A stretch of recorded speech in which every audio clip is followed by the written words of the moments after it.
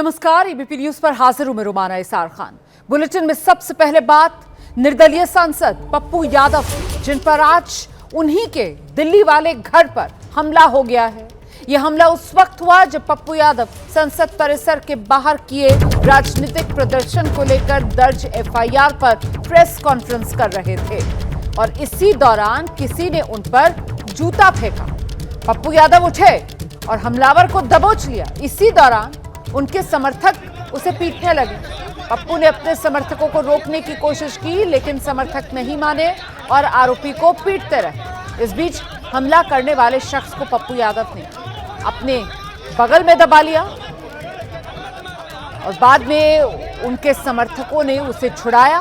Police आरोपी को पकड़कर ले जा रही थी, तब भी पप्पू यादव के समर्थक इस व्यक्ति को पीट रहे थे। पुलिस बड़ी मुश्किल से आरोपी को पकड़कर अपने साथ ले गई। पप्पू यादव का आरोप है युवक ने चाकू लेकर उनकी हत्या की कोशिश की है। पप्पू यादव ने प्रेस को एक चाकू भी दिखाया। बड़ी खबर आ रही है, सुमित इस आरोपी का नाम बताया जा रहा है। सुमित नाम के आरोपी को पुलिस ने हिरासत में लिया है। आरोप है कि सुमित ने ही पप्पू यादव पर जूता फेंका। और एक और आरोपी है, दूसरा आरोपी हैप्पी, उसकी तलाश जारी। पुलिस ने चाकू को अपने कब्जे में ले लिया है। ये वो चाकू है, पप्पू यादव के हाथ में चाकू जो आपको नजर आ रहा है। पप्पू यादव का दावा, आरोपी इसी चाकू से पप्पू यादव पर हमला करना चाहता था। इसी चाकू से आरोपी ने पप्पू यादव पर हमले की कोशिश की। सांसद हैं पप्पू यादव और अपने आवास पर प्रेस को संबोधित कर रहे थे और उसी समय ये आरोपी यहां पहुंचता है, पप्पू यादव पर जूता फेंकता है, जूते से हमला करता है और पप्पू यादव ही पहले उसको दबोचते हैं और बाद में तो पप्पू यादव के जो समर्थक हैं वो इस व्यक्ति को पीटना शुरू कर देते हैं। पप्पू यादव अपने समर्थकों के चंगुल से उसको निकालते हैं और फिर पुलिस आकर इसको अपने साथ लेकर जाती है, लेकिन पप्पू यादव के समर्थक लगातार इस व्यक्ति की पिटाई करते हुए नजर आ रहे हैं। पप्पू यादव की तरफ से कहा जा रहा है कि उनकी हत्या की यह साजिश रची जा रही है।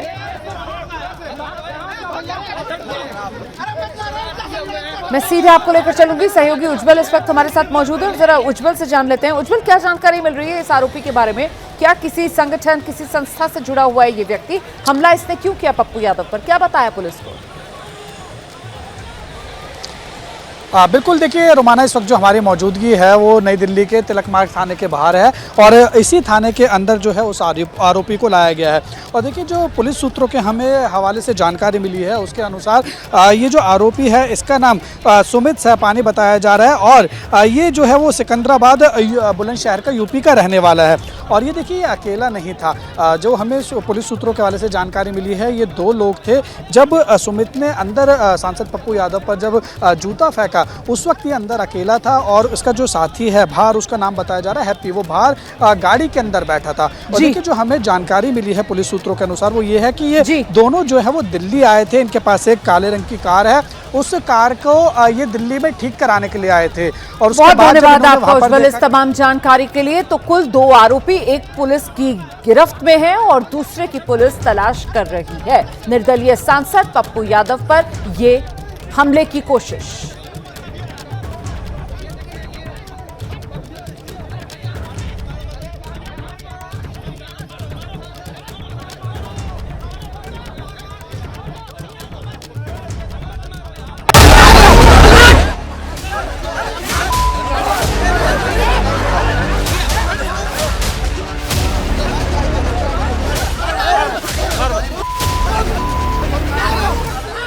पप्पू यादव के घर पर यह हंगामा उस वक्त हुआ जब वो संसद परिसर में वेश बदलकर आने के बाद दर्ज हुई एफआईआर पर प्रेस कॉन्फ्रेंस कर रहे थे। पप्पू यादव मेरे यहाँ हमला कर दिया, घर में ढुक के जान मारने की नीयत। पप्पू यादव का आरोप है भीड़ में मौजूद एक शख्स ने उन पर जानलेवा हमला किया, उन्हें चाकू मारने की कोशिश की। चाकू लेके मारने आया भाई, अब ऐसे बोल रहा है कि हत्या तो करेंगे। आपके सामने ना हमला किया है। पप्पू यादव का क्या गुनाह है? गुनाह गिरी का है, चंपत राय का है, हमारा क्या गुनाह है? अयोध्या के श्री राम मंदिर में चढ़ावा चोरी को लेकर संसद परिसर के बाहर किए गए राजनीतिक प्रदर्शन के मामले में लोकसभा में नेता प्रतिपक्ष राहुल गांधी, बिहार के सांसद राजेश रंजन उर्फ पप्पू यादव और अयोध्या से समाजवादी पार्टी के सांसद अवधेश प्रसाद के खिलाफ वाराणसी में एफआईआर दर्ज हो गई है।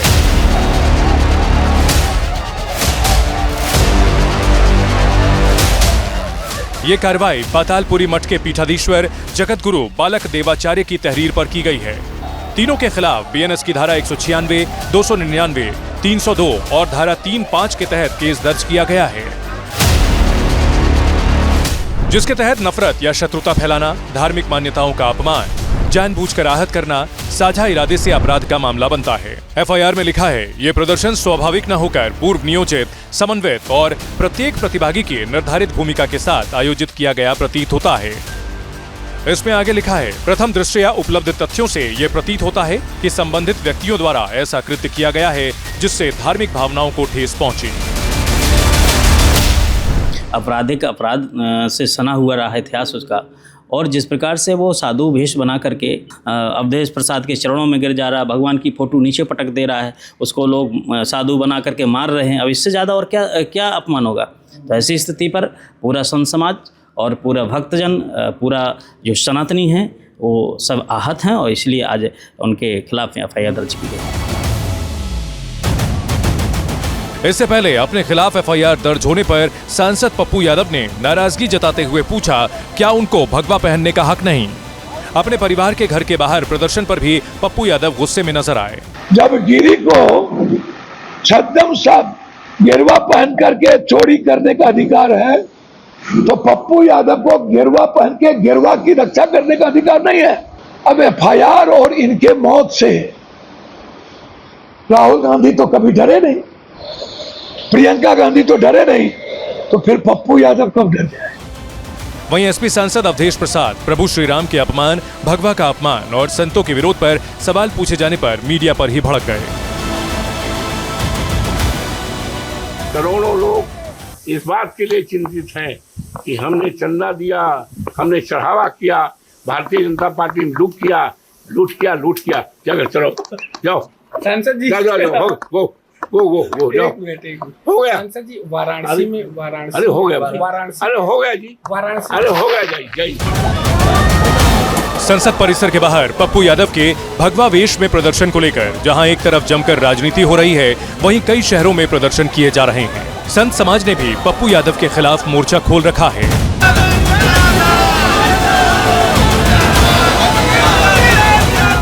अयोध्या में सैकड़ों की संख्या में संत सड़कों पर उतरे और कांग्रेस नेता राहुल गांधी, समाजवादी पार्टी प्रमुख अखिलेश यादव, सांसद अवधेश प्रसाद और पप्पू यादव के पोस्टर लेकर विरोध प्रदर्शन किया।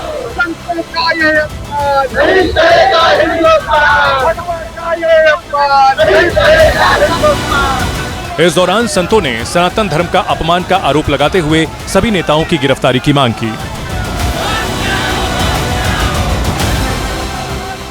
गठबंधन के माननीय सांसदों के द्वारा जिस तरह से सनातन को अपमानित किया गया, भगवा को अपमानित किया गया, प्रभु श्री राम के चित्र को जिस तरह से सपाइयों के जो है तो चरण के पास डाल देना, ये अति निंदनीय रहा। हम सब लोगों की मांग है कि शीघ्र से शीघ्र इन लोगों के ऊपर दंडात्मक कार्रवाई हो। आपको अराजकता करने के लिए नहीं भेजा है, सनातन धर्म को बदनाम करने के लिए नहीं भेजा है। मैं स्वागत करता हूँ, मैं जय वाराणसी के प्रशासन को और मैं पूज्य महापुरुषों को जिन्होंने तहरीर दे करके इसके ऊपर एफआईआर दर्ज कराने का काम किया। पूरे भारतवर्ष में इसके खिलाफ एफआईआर दर्ज होगा। संत आक्रोशित है, जब तक यह संतों के चरणों में नाक रगड़ करके क्षमा याचना नहीं करेगा तब तक इसका कल्याण होने वाला नहीं। लखनऊ में हजरतगंज चौराहे पर बजरंग दल और विश्व हिंदू परिषद के कार्यकर्ताओं ने प्रदर्शन किया। इस दौरान पप्पू यादव, अखिलेश यादव और राहुल गांधी का पुतला फूंका गया और सभी नेताओं के खिलाफ कड़ी कार्रवाई की मांग की गई। भोपाल में भी हिंदू संगठनों ने राहुल गांधी और पप्पू यादव के खिलाफ नारेबाजी की और पुतला जलाया। संसद में कथित चंदा चोरी के मामले को लेकर के जिस तरीके से पप्पू यादव ने एक कल नाटक का प्रदर्शन किया, उसी के विरोध में आज भोपाल में विश्व हिंदू परिषद यहां विरोध जता रहा है। इसे सनातन का अपमान बताया जा रहा है। जिस तरीके से पूरा प्रदर्शन वहां पर पार्लियामेंट में किया गया और राहुल गांधी और पप्पू यादव दोनों का यहां पर विरोध जताया जा रहा है। भारतीय जनता पार्टी भी इस मामले में लगातार हमलावर है। शहनवाज हुसैन ने पप्पू यादव पर बड़ा हमला करते हुए उनसे माफी की मांग की। बीजेपी ने तीनों नेताओं के खिलाफ दर्ज एफआईआर को सही ठहराते हुए आरोप लगाया, सनातन का अपमान विपक्ष की आदत बन गई है। पार्लियामेंट को कांग्रेस पार्टी और कुछ विपक्षी सांसदों ने एक ड्रामा का अड्डा बना दिया है, लेकिन ड्रामा करते करते सनातन धर्म का अपमान करने का कोई उनको इजाजत नहीं दे सकता। राम जन्मभूमि करोड़ों देशवासियों की आस्था का केंद्र है। राहुल गांधी, अखिलेश सहित इस कुकृत्य में शामिल सभी नेताओं को हिंदू समाज से सार्वजनिक माफी मांगनी चाहिए। भगवा रंग, भगवान श्री राम की फोटो किसी सांसद के चरण में रखना, इस तरह का नाटक करना सनातन के विरुद्ध, ये बहुत बड़ा अपराध है और इसकी बहुत बड़ी सजा मिलनी चाहिए। उधर एफआईआर के खिलाफ विपक्ष गुस्से में है और सवाल उठा रहा है। एफआईआर किस पे लिखा रहे हैं अभी लोकसभा में? समाजवादियों पर, विपक्ष के लोगों पर, पप्पू यादव पर, अवधेश जी पर, कांग्रेस पार्टी के नेता उन पर। तो एफआईआर इन पे क्यों नहीं हुई जिन्होंने हनुमान जी को इस तरीके से पेश किया था? राम मंदिर का इतना बड़ा इशू हुआ, चंदा चोरी का, उस पर तो एफआईआर कराने में इन्हें इतना टाइम लगा है? और मंचन तो सब चीज़ों का होता है, उन पे किस बात की एफआईआर कर रहे हैं भाई? किस बात की एफआईआर है, मुझे समझ में नहीं आया। जिसने राम के घर में चोरी कर ली, कैमरे में पकड़ी गई,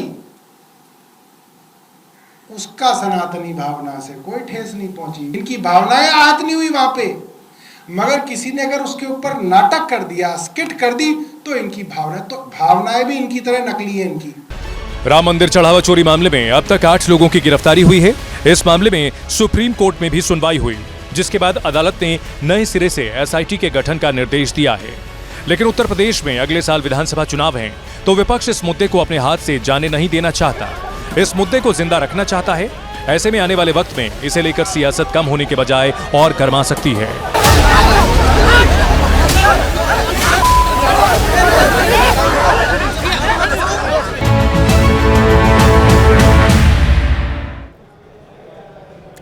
25 जुलाई को धर्मेंद्र प्रधान ने केंद्रीय शिक्षा मंत्री के पद से इस्तीफा दिया था। उनके इस्तीफे के पीछे का बड़ा कारण जंतर मंतर पर छात्रों का प्रदर्शन था। बीजेपी समेत धर्मेंद्र प्रधान ने तब दलील दी थी कि जंतर मंतर के जरिए बड़ी साजिश रची जा रही थी और उसी को रोकने के लिए उन्होंने इस्तीफा दे दिया। हफ्ते भर बाद उनके इन दावों पर पश्चिम बंगाल से मोहर लगी। पश्चिम बंगाल एसटीएफ ने हमीम मंडल और अर्पिता सरकार को गिरफ्तार कर बड़ा खुलासा किया। सामने आया है कि पाकिस्तान की शह पर हमीम और अर्पिता जंतर मंतर पर बड़ी साजिश की फिराक में थे। देखिए जंतर मंतर पर पाकिस्तान के ऑपरेशन लैला मजनू की पूरी पड़ताल।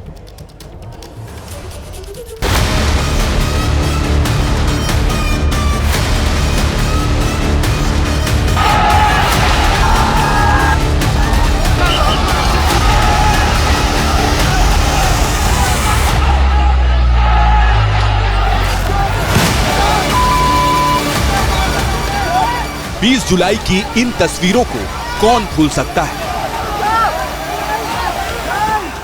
जब लुटियंस दिल्ली की फिजाओं में आंसू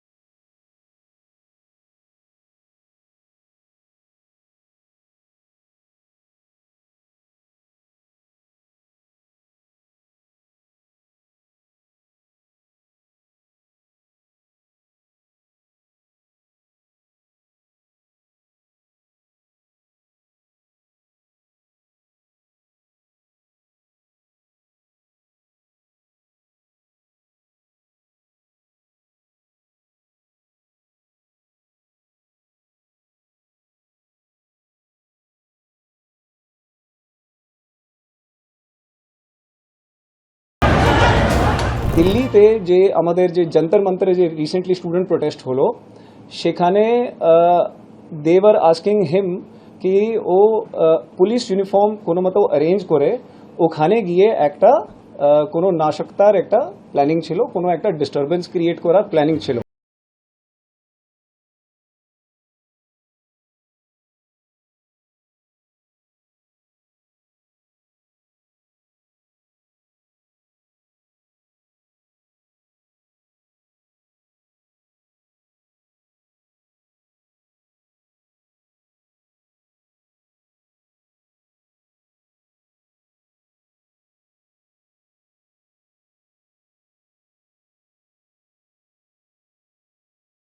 इनक्रिप्टेड चैट और विदेशी सिम कार्ड का इस्तेमाल करके पाकिस्तानी हैंडलर से बात करता था। इनके कोड नेम राणा, अबीर, हबीब और 333 थे। रुपयों से ब्रिटेन और मैक्सिको में जारी इंटरनेशनल सिम कार्ड भी बरामद किए गए। इस पूरी साजिश का हिस्सा पाकिस्तान में मौजूद आतंकी संगठन शहजाद भट्टी गैंग और पाकिस्तान की खुफिया एजेंसी ISI थी।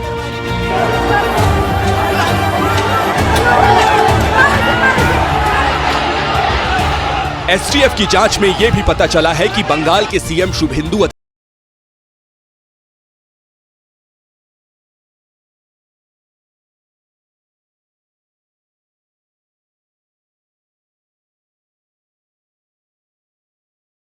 सज्जाद भट्टी गैंग है, सज्जाद भट्ट नहीं है। Sajjad Bhatt is a different person. ये शहजाद भट्टी गैंग है। It's a gang which operates out of Pakistan और it is known to have very close linkages to some terrorist organisations and the intelligence organisations over there. Honourable chief minister আছেন রাজ্যের, ওনাকেও target করার এর মধ্যে planning ছিল। আমরা দেখলাম কি কমিউনিকেশন প্যাটার্ন মধ্যে আমরা জানতে পারলাম কি হামিম मंडल के टास्क দেওয়া হয়েছিল কি ওনার কিছু মুভমেন্টস স্টাডি করতে। इतना ही नहीं, हमीम और उसकी गर्लफ्रेंड अर्पिता ने पश्चिम बंगाल के एक मंत्री के बेटे को हनी ट्रैप में फंसाने की साजिश भी रची थी। बीजेपी ने इस पूरी साजिश के तार TMC समेत CJP का समर्थन करने वाली पार्टियों से जोड़ा है। जंतर मंतर पे जिस तरीके से प्रोटेस्ट हो रहा था, उस प्रोटेस्ट को भारत में सरकार को टॉपल करने के लिए, भारत में सरकार को गिराने के लिए, सरकार के खिलाफ साजिश करने का एक रूपरेखा यहाँ पे लोग बना रहे हैं। जो उग्रवादी है उसके हैंडलर पाकिस्तान में बैठकर वो लोग इसे इंस्ट्रक्शन दे रहे थे कि जाए और वहाँ पे कोई कैओस तैयार करे, कैओस करे और सरकार के नाम को खराब करे, मोदी जी की नाम को खराब करे। युवाओं को, विद्यार्थियों को भड़काना, बहकाना बहुत आसान है और यहाँ जो आंदोलनवादी लोग हैं, कम्युनिस्ट हैं, ये बार बार ऐसा काम करते हैं और विदेश का भी हाथ रहता है इसमें। सैकड़ों करोड़ रुपया आता है और इन बच्चों को भड़काया जाता है। देखिए, इधर कोई धरना दे रहा है, लाठी खा रहा है, कोई 5 स्टार में पार्टी कर रहा है। तो मुझे लगता है कि जो इनके पीछे थे ये सब कराने में, उनको पकड़ना चाहिए। विपक्ष की तरफ से इस मुद्दे पर कोई ज्यादा नहीं बोल रहा है। शनिवार को कोलकाता एयरपोर्ट पर TMC सांसद सौगत राय से सवाल किया गया तो उन्होंने CM शुभेंदु अधिकारी को सुरक्षा बरतने की सलाह दे दी। ये सब गलत बात है। दिल्ली में जो प्रोटेस्ट हुआ था सरकार के खिलाफ, उसको बदनाम करना चाहते हैं। CJP की मांग को मानते हुए जब धर्मेंद्र प्रधान ने इस्तीफा दिया था, तब उन्होंने भी प्रदर्शन में विदेशी साजिशों के शामिल होने की आशंका जताई थी। और अब जैसे जैसे वक्त बढ़ रहा है, छात्रों की आड़ में विदेशी साजिशों के तार भी जुड़ने लगे हैं।